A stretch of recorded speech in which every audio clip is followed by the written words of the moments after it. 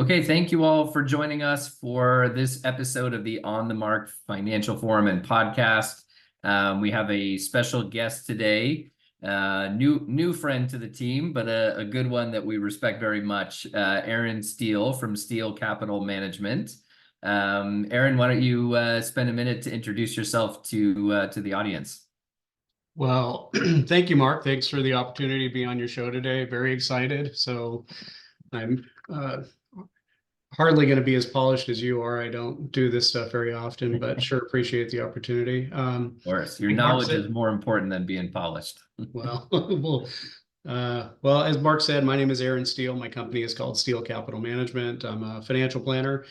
Been in financial services for 30 years now, and I don't know how that happened, but now I'm one of the old guys. So. I feel the same way. I definitely feel your pain, and the gray hair will prove it. And Aaron, you have kind of a special focus, or at least a part of your practice that's really highly focused on seniors in particular, and helping them prepare for elder care and just later stages of life. So maybe you can talk a little bit about what does that look like? So if a senior comes to you and they're, in their, let's say in their 70s, and they're starting to prepare, but they're a little concerned, like, do I have enough money saved up or not? How do I navigate things? How does that typical analysis and consultation go? Yeah, so just like we give names to things, we know what retirement planning looks like, what that entails. We know what wealth management looks like, what that entails. We call this long-term care pre-planning. It just means that we're working with seniors that are at that stage of life, and we're looking for a solution to that stage of life. Financial planning at the end of the day is providing solutions to unique or complicated financial problems. Certainly, addressing the most seniors are going to face some form of long-term care need. It is a huge financial problem. Not enough people have long-term care insurance, and so what we are addressing there is how do we create a solution in absence of one? Right.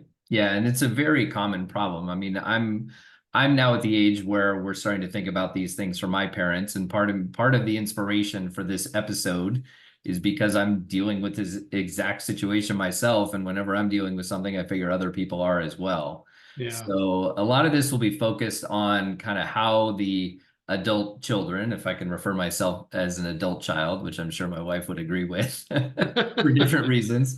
But how the adult children can help their parents prepare, because I think a lot of people in the next generation up who are in maybe their 70s, 80s, late 60s, whatever it is, they haven't really been they didn't come from a generation that necessarily planned quite as well as I think people do nowadays, because there's so much more information out there and resources and opportunities. So a lot of this will be focused on how the adult children can help them, and at what point is the right time for them to start these conversations. So in an ideal world, and I know no circumstances are ever perfect, like at what age do you think adult children should be having these discussions with their families, or the family should be having them on their own?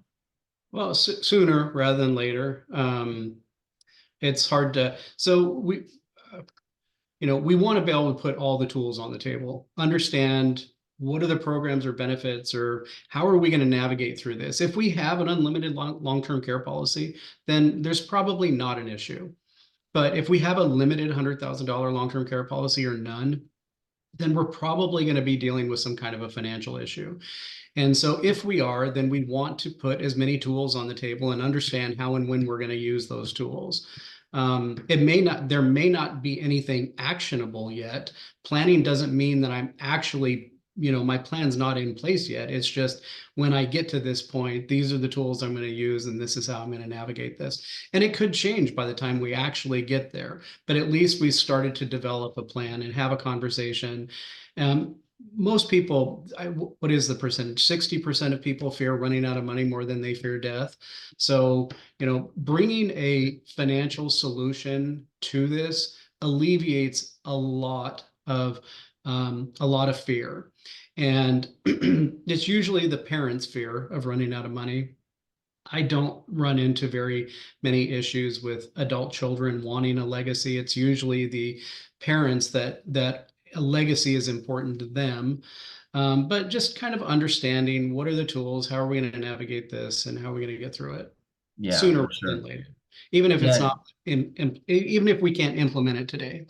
right. And that makes a lot of sense. I mean, we talk to our mortgage clients all the time and they say, "Oh, I think it's too early to talk to you because I'm not planning on buying for 6 months." I'm like, "No, this is the perfect time for us to talk because if there's something we need to fix or rearrange, we have time to do it now. If you call Perfect. me the minute you've found your dream home and then we start talking, there's not much that we can do to change anything. We got to deal with the circumstances." Um, so you mentioned long-term care as insurance is one of the components, but what are the other components that you typically look at when you're doing an evaluation for a person in their senior years? Yeah, so it's really not that complicated. It's kind of three components. We look to see can our assets be productive or more productive? So is there some kind of an investment management solution that we can, we're always trying to address what's the gap. I make 4,000 a month, I need 8. Where's that difference coming from? And so can my assets be productive enough in order to close that gap? Um, is there some kind of a government benefit that we can use as a subsidy that's going to close that gap? If and we look at those government benefits in two different ways. One, kind of a non-strategic, do I already fit the financial profile to use that benefit? If so, then we just kind of proceed with that. If not, then we look at it from a strategy standpoint. Is there some form of strategy that we need to develop in order to fit the financial framework of how that benefit works? And so then the process of reorganizing them to fit the financial framework of what that means, and that might entail some some changes to the estate plan itself. So really three components: investment management solution, government program or benefit, and if so, do we need a new estate planning solution? It could be any one of those, it could be any combination of those. Right. And you had mentioned a prior conversation we had that there's a long look back period for some of those government programs where they might look back as much as maybe 5 years, maybe more, I don't know. So that if that's accurate, please confirm, but also like that means that you have to be planning ahead of time in order to be effective with these plans. So it depends. So government agencies, yes, there's one federal benefit out there that's administered differently by each state, has commonly known as a 5-year look back. There are others that have 3-year look backs um, through the Department of Veterans Affairs. And then within those programs, there are things that we can do now. So depending on the state and how the government agencies, I don't want to get too in the weeds, but government agencies typically define assets as exempt and non-exempt, and that's kind of where the secret sauce is in terms of what can we do in terms of exempt assets versus non-exempt assets.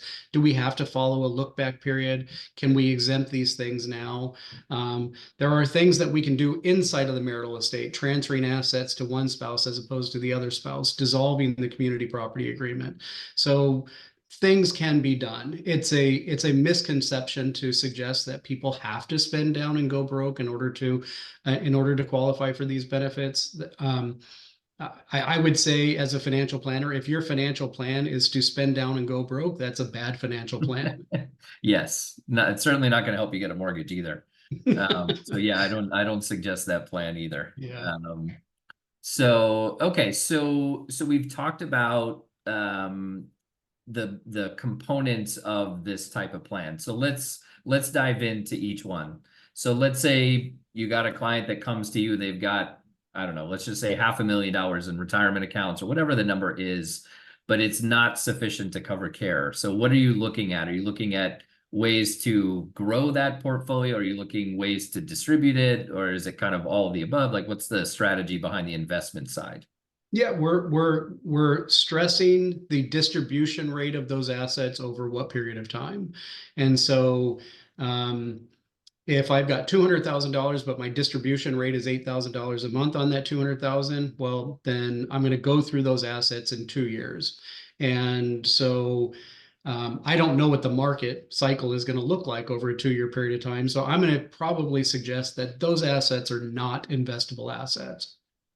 Similar to if I've got $200,000 and I'm going to go and buy a sailboat with it in 2 years, then those are not investable assets. You've earmarked it for a specific purchase. But now we start looking at it over a period of time. We have a lot better probability of a favorable outcome of a market cycle over a 5-year period of time.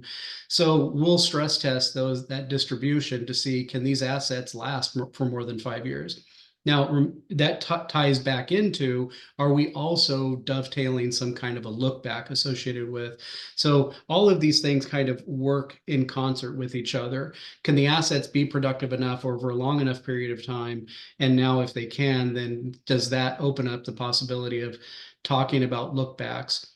And so if we can find that a distribution rate has an 80% level of probability that it will last over a 15-year period of time, well, then our conversation about getting through lookbacks or other things like that only increases our probability.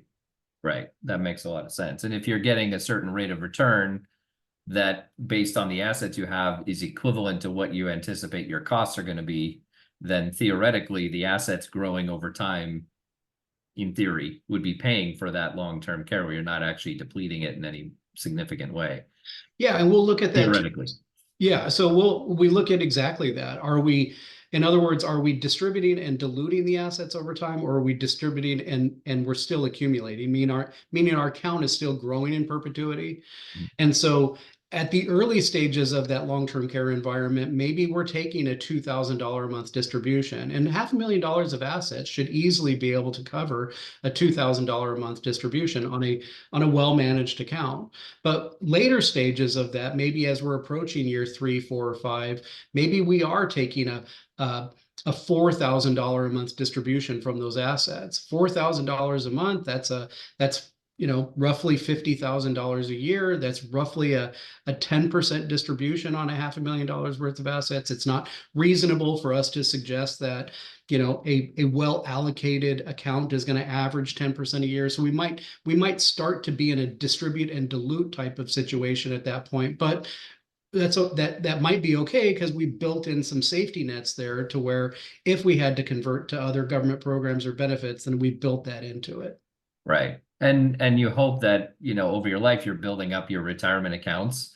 And the point is to use that money. It's not necessarily to pass with it. If you do, then so be it. Maybe you pass it down to your family members. But that's the whole point of it, right? Is to have that money and that safety net to be able to potentially dilute it or have it, be growing enough to be able to cover the cost. So and I know sometimes with seniors, you have to be a little more careful with risk and things like that, as far as what types of investments you put the money in, if they can't really afford to lose it, so to speak. That probably, I would assume, plays in as well. Yeah, but at the end of the day, assets have to be productive. We cannot have assets sitting in cash. We can't rely on rolling a 1-year CD with all of our assets and hoping, especially in a decrease in interest rate environment. We're not creating certainty around that. So assets have to be productive, period. I agree. And in the real estate world, I'm a big fan of putting equity to use as well. That's Yes. a whole different topic for another day. But and then, okay, so let's move to estate planning. So what are the components that you're typically looking at as far as whether it be trying to match the requirements for government programs or just in general, making sure that you're protecting people? Because you and I had talked about a scenario offline earlier where somebody had transferred assets into their children's name, and that might actually create some problems in the event that something happened to the child, the adult child. Yeah, I think there's a lot of do-it-yourselfers, right? I mean, I've tried to remodel a bathroom before, and it only costs more to have a professional come in and do it. But yeah, if those scenarios, we see them quite a bit. Mom and dad give the assets to the kids. There might be tax ramifications if there's real estate involved or other things. But now that those assets are sitting in the kids' pockets, so to say, and if the kids hit a school bus and all the parents in the school bus sue the kids and mom and dad's money is in the kids' pockets, you're creating problems. So Yeah. and that estate plan of how you kind of create that protective shell around the family, maybe as a whole, beneficiaries and, and the parents, may be something that really needs to be carefully looked at. Yeah, I mean, there could be tax implications. We got to look at grantor, non-grantor. You got to look at a lot of different things. If we're just simply moving assets inside of the marital estate to one spouse or the other, and both spouses are beneficiaries of each other, but the spouse with the assets now passes away, and now, so you got to think far enough down the road to see what these. So there are simple kind of estate planning measures that we need to look at, and then there's maybe the more complicated, getting into trusts, and whether it's special needs trusts or other forms of irrevocable trusts. And now when we're doing that, and what are those assets owning? Are there tax implications later down the road? If I have a special needs trust that owns my home, am I losing my exemption on the sale of my personal residence on capital gains? If some kind of a special needs trust owns my home now, and now it's a rental, what are the tax implications on that? How is the ordinary income of rental income treated from a tax standpoint inside of those trusts? They can Yeah. be negative. So yeah, you've got to think through all of the components of that. And again, I'm not an attorney, I'm not a tax advisor, but I have to have those professionals alongside me to be able to refer my clients to get the specific answers. But we can identify that this is a potential risk, and let's solve for that. Yeah, exactly. You're doing the whole purpose of this podcast and financial forum is to raise flags, not to give necessarily the solutions, because they're different for every person. I think They we've, are. we've, shown that in our conversation so far, is that this is not going to look the same for every person. Might not look the same for even two people in the whole country. I run There are into that all nuances the to everything. Yeah, we run into that all the time. Well, my neighbor did this. Well, what worked for your neighbor doesn't necessarily mean it's going to be the same for you. Right. Well, your neighbor probably also has a 3% mortgage rate, and that's not the one that you're getting at today. Maybe after the Fed meeting, but we'll see. Yeah, exactly. Not holding my breath. But some of the other components to the bigger picture estate planning would be like healthcare directives and power of attorneys. Maybe you can, I know that's not your immediate area of expertise, but like maybe talk about how important those can be. Yeah, I think those are the basics. You have to have power, a healthcare power of attorney, a financial power of attorney. They don't have to be in effect yet, right? Those can either be set up so that they are in effect now, or that they're in effect at some kind of an incapacity. Certainly having a will in place, those are some of the basics. I think then you can kind of, depending on the size of the estate, the complexity of the probate laws in your state, then you can start getting into whether or not revocable living trusts make sense. Here in Washington State, revocable living trusts are not that common unless you have an estate above $2 or $3 million, because probate here in Washington State is pretty simple. Whereas where you are down in California, probate's not simple. So we may start, again, they're just tools. We're putting them on the table. We don't create those, but we have to identify here's something that we might need to address. You Yeah. know. Yeah, that makes a lot of sense. And also talking from personal experience, I'm going through some circumstances with my parents where they're getting to the age where we need to just get organized as a family, because I've heard so many horror stories of unfortunate circumstances where somebody passed quickly, and nobody knew where the accounts were, how to access them, who to call. So my family and I just went through an exercise where we put everything in a spreadsheet, every account, who to contact for access to the account, all the information to log in, and a whole bunch of information. I think it's given our family a big sense of relief just to know. And sometimes you have these interpersonal relationships where maybe one spouse is more of the quote unquote money person, and the other one is kind of a bystander as far as daily bills and things like that. And that I think once you get later in life, if the money person is experiencing some sort of medical challenge, that the other spouse is going to feel a little uncomfortable about how to manage those assets and how to even access them, or what's in the accounts, how to get to them. So that was an exercise that my family and I just finished going through very recently. It was one of the other inspirations for asking you to join this call, because I think it's something that just collecting the information puts people at ease, just to know that it's not just going to all of a sudden, you have a medical issue and now you're trying to scramble to figure it all out and get access to accounts. I have friends who have been through that before, where something happened to a family member. They had no idea what accounts they had. They basically had to wait for the mail to arrive to find out that they were defaulting on bills and accounts were overdrawn, or things like that. So this is coming partly from personal experience, and I always like to share my personal stories of things that have come up, in my world, whether it be real estate or family or whatever it is. But this is something that my family and I are knee deep in, and I think just doing that exercise put everyone, at a sense of ease, to know, okay, this is what's going on. This is, we now have information we need if something, heaven forbid, were to happen. So anyway, personal experience. Sorry to digress there. No, that's perfect. But you had also talked about long-term care insurance, which not everyone has. But when we're talking about planning ahead, what are the requirements? Like, at what age is it ideal to get that type of policy? What's the general cost? Like, just if you could give a quick overview. Again, I know it's not your immediate area of expertise, but because you live in this world and deal with that, I have a feeling you got a pretty good sense of it. Yeah, I haven't even had the conversation about a long-term care policy with anybody in a couple of years. The cost have just become so extraordinarily high. It's been a while since I've written one. And I think there's a couple different approaches to it. There's certainly the traditional long-term care insurance, use it or lose it type of thing.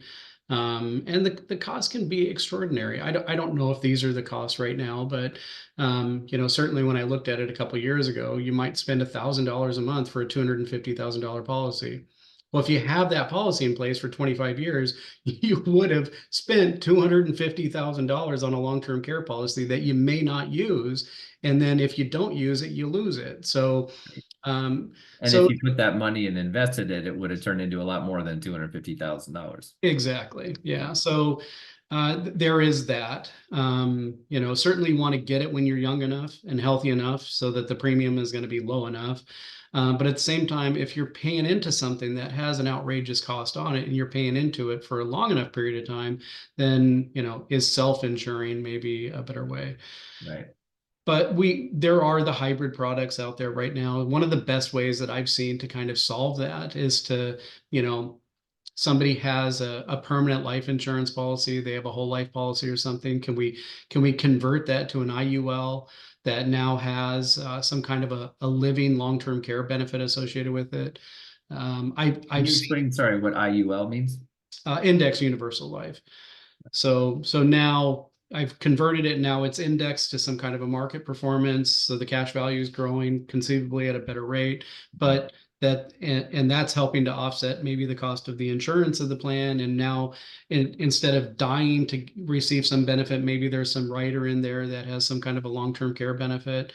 That's one way to address it. There are plans out there right now where you can put $100,000 into the plan, and now it's $300,000 worth of life insurance or of long-term care insurance.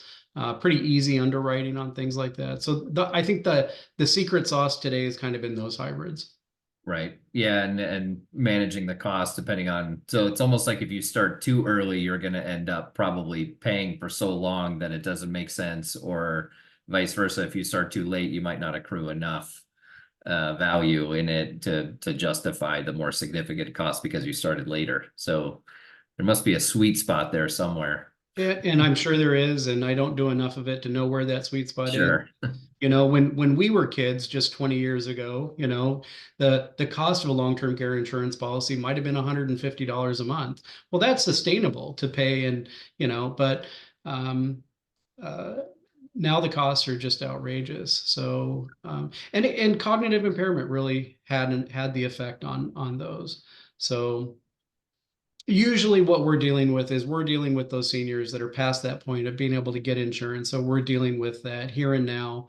Let's find a solution in absence of this. Yeah, that makes a lot of sense. Okay, so the other sort of elephant in the room is real estate, right? Which I always love to spin into these discussions because in many cases, the home has become the most valuable asset. So we see a very common thread with seniors. They oftentimes have a fair amount of equity, especially if they've owned, a home for a long period of time, and especially looking at how properties have appreciated specifically in the last, 10 to 20 years, pretty astronomical. So a lot of times people have those funds, but they're tied up in the house and they might need to potentially downsize to a smaller home or something to that effect. So, we have a great program that helps people downsize if they're looking to downsize into a smaller home. And that program has been really helpful because seniors oftentimes have a hard time qualifying for mortgages, even if they need them just short term. But there are ways to pull out equity from a home to try to support some of these needs. And if you do it early enough, and the interest rate is low enough, then theoretically you can invest those assets over time, and that can be part of your plan as well. So have you had any, I don't know, just anecdotal experience with people using the equity in their home to try to help with long-term care needs, or maybe they're moving out of their home for long-term care or whatever it may be? Yeah, I think you kind of break those down into two different categories too. Is the, am I in a situation where I'm bringing care into the home? And so that might be a good solution there to maybe start using the equity of your home in order to do that. In-home care can be a good way. It's a kind of a stepping stone of sorts. But now to start the long-term care process over the long run, I think over the long run, in-home care quickly becomes the most expensive form of care. Mhm. So we have to look at those in stages. The early stages, where's the money coming from? So leveraging the equity of your home in order to pay for that home care. And then that second stage where this is no longer cost effective. I'm going to gain some financial efficiencies by being in a place. And so by doing so, then I don't need the home anymore. Then now I'm looking at the proceeds from the sale of my home, and how is the proceeds from the sale of my home, how is that going to affect my ability to be able to draw on other programs or benefits? Um, and and then if I rent it, now I've got the rental income from the home. How does that affect my ability? How does that affect the tax implications if I haven't lived in it for 2 of the last 5 years? It's no longer owner occupied. So yeah, there's a lot of considerations that I think just having a discussion with the family, walking them through, again, may not be actionable or anything to implement now, but it's things that the family wouldn't think of by themselves. Yeah. And we work a lot with seniors who are dealing with these situations. I think a lot of lenders just don't really focus on that.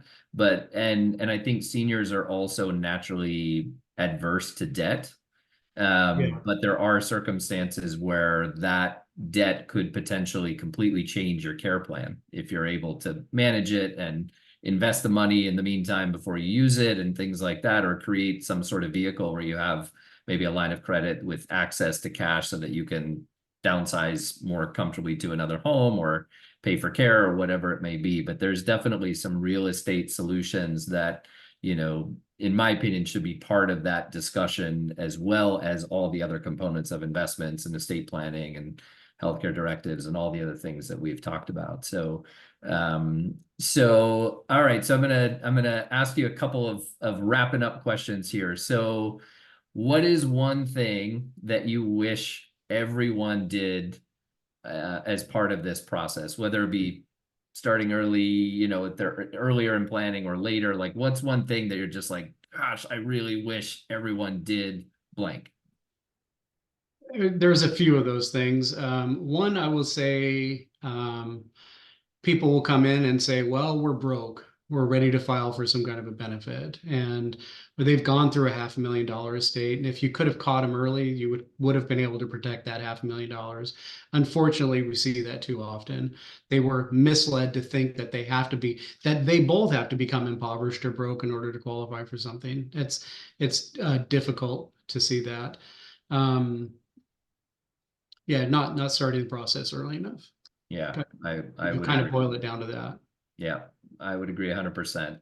And I guess that if we'll have to find a different answer for this one, but what's besides not starting early enough or having those discussions before you deplete your funds, what's the other biggest mistake you see people making? I see it well in the pre-retirement planning. We see a lot of house rich, cash poor, maybe house rich, retirement account rich, cash poor. I don't think people put enough emphasis on what we call the non-qualified assets.